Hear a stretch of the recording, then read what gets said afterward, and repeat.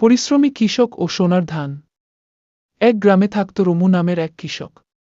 সে ছিল খুব পরিশ্রমী, কিন্তু তার জমি খুব উর্বর ছিল না। সারাদিন খেটে খুঁটেও ফসল ভালো হতো না।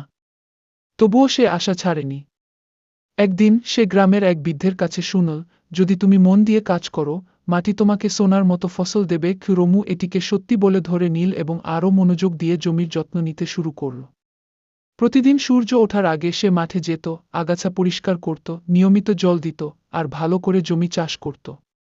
বছর শেষে তার ক্ষেত থেকে প্রচুর ধান ফল, আগের চেয়ে দ্বিগুণ। গ্রামের লোকেরা অবাক হয়ে জিজ্ঞাসা করল, তুমি কিভাবে এত ভালো ফসল ফলালে? রমু হেসে বলল, কোনো গোপন রহস্য নেই, শুধু পরিশ্রম আর ধৈর্য। জমিকে ভালোবাসলে সে তোমাকে ফিরিয়ে দেবে।